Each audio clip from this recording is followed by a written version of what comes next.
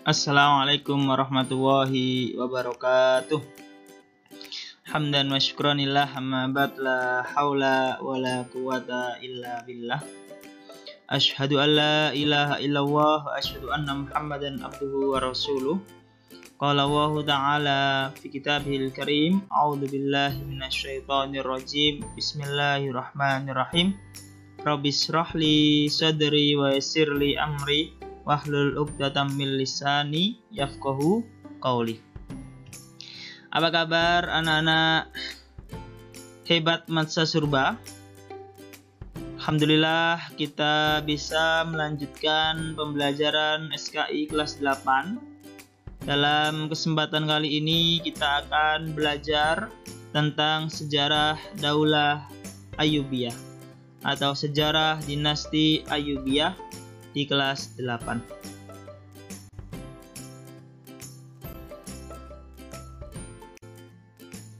Baik, kita dalam hari ini kita akan mengkaji, akan belajar bersama tentang proses berdirinya dinasti Al-Ayyubiyah atau proses berdirinya Daulah Al-Ayyubiyah. Mungkin kita semua sudah pernah mendengar dinasti Al-Ayyubiyah. Mungkin sebagian ada yang sudah membaca, mungkin ada sebagian yang sudah pernah mendengar, ya. Bahkan mungkin ada sebagian yang masih belum mendengar. Untuk itu, di dalam kesempatan kali ini kita akan belajar bersama tentang sejarah atau proses berdirinya daulah atau dinasti Al-Ayyubiyah.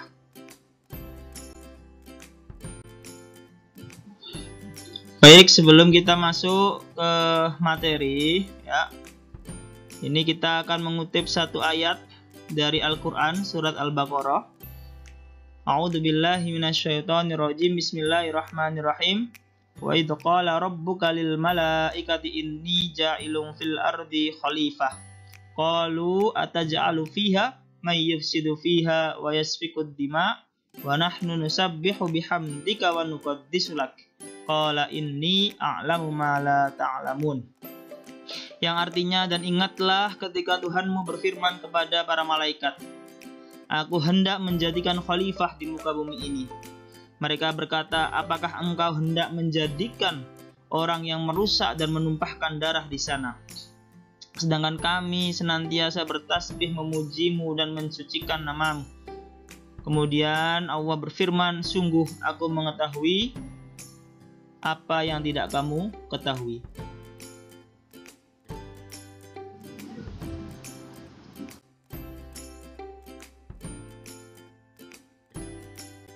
Baik, sejarah Daulah Al-Ayyubiyah, ya. Dinasti ini, ya, atau Daulah Al-Ayyubiyah ini berlatar belakang Sunni, ya, bermadhab Sunni. Pendirinya adalah Salahuddin Yusuf Al-Ayyubi, ya, Salahuddin Yusuf Al-Ayyubi. Atau di PPT ini pendirinya adalah Salahuddin Al-Ayyubi, atau nama lengkapnya adalah Salahuddin Yusuf Al-Ayyubi. Ayyubiyah ini, ya, nama Ayyubiyah ini dinisbatkan dari nama belakang Ayyub, ya, dari nama belakang Ayyubiyah, Salahuddin Yusuf Al-Ayyubi. Makanya kemudian dinastinya dinamakan Ayyubiyah. Lah, Ayyubiyah ini berasal dari nama kakek dari pendirinya, yaitu Salahuddin Yusuf Al-Ayyubi, karena nama kakeknya bernama Al-Ayyub atau Ayyub, ya. Kesultanan Ayyubiyah ini menggantikan Kesultanan Fatimiyah. Jadi dulu sebelum Daulah Al-Ayyubiyah ini berdiri, ya, sebelum Daulah atau dinasti Al-Ayyubiyah ini benar-benar berdiri, sudah ada kesultanan, sudah ada roda pemerintahan yang dinamakan Kesultanan Fatimiyah, ya. Pada waktu itu Kesultanan Fatimiyah ini bermadhab Syiah. Kemudian datanglah atau lahirlah atau berdirilah yang namanya dinasti Al-Ayyubiyah atau Daulah Al-Ayyubiyah. Yang mana berdirinya ini menggantikan posisi Kesultanan Fatimiyah.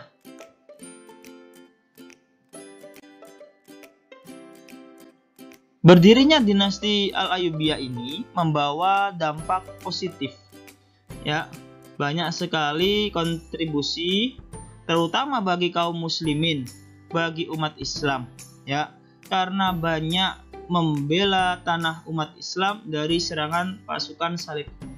Jadi pada waktu itu banyak sekali pasukan salib yang ingin merampas hak milik atau tanah milik umat Islam, kaum muslimin. Sehingga berdirinya dinasti Ayyubiyah ini mencoba untuk membackup, membantu, menolong kaum muslimin dalam mempertahankan tanah kepemilikannya dari kaum salib. Serta keberhasilannya ini dalam membangun kekuasaan Islam lah ini. Jadi dinasti Al-Ayyubiyah atau Daulah Al-Ayyubiyah ini terlepas berhasil membela tanah umat Islam dari serangan kaum muslimin, dari serangan kaum salibis, karena banyak membela tanah umat Islam dari serangan pasukan salibis. Ternyata dinasti Al-Ayyubiyah ini juga berhasil dalam membangun kekuasaan Islam. Itu menandakan bahwa kehadiran dinasti Al-Ayyubiyah ini diterima oleh kaum muslimin, ya, oleh kalangan kaum muslimin. Nah ini dinasti Al-Ayyubiyah.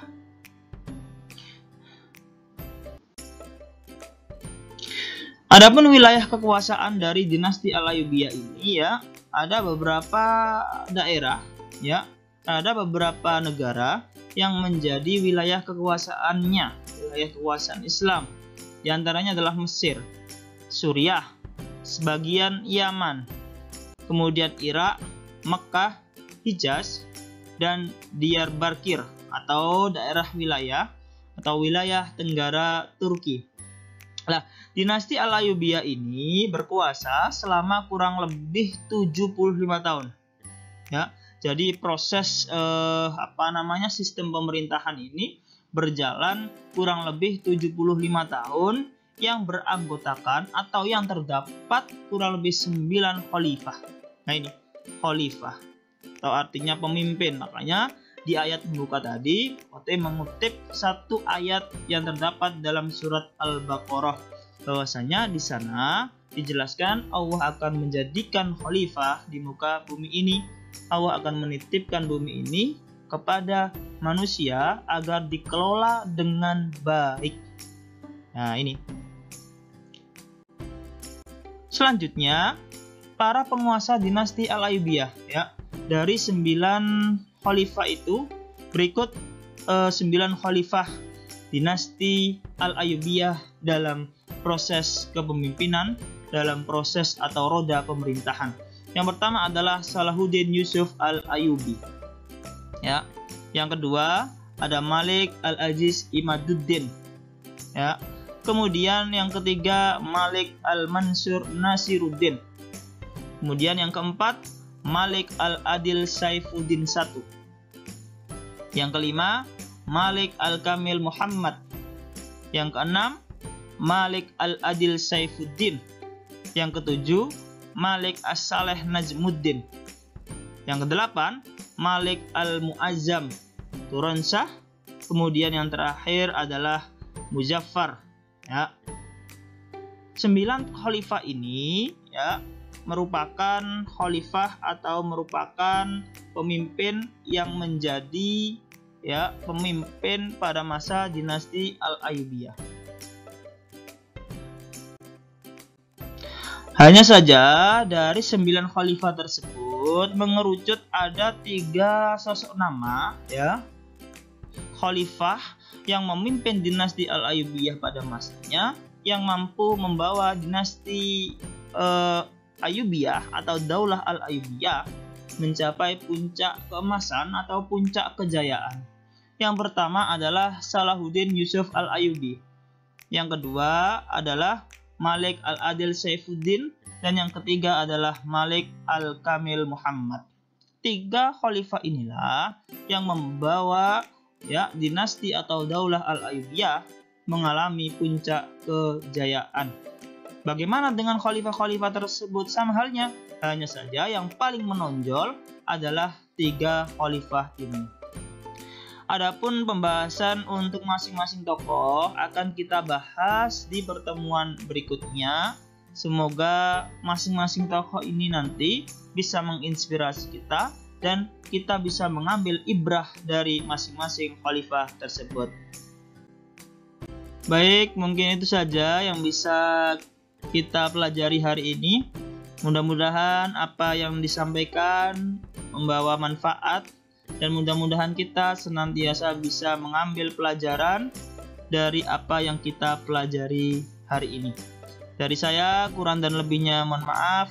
Nasrun minallah wa fathun qarib. Wabasyiril mu'minin. Billahi taufiq wal hidayah wa ridha wal inayah. Assalamualaikum warahmatullahi wabarakatuh.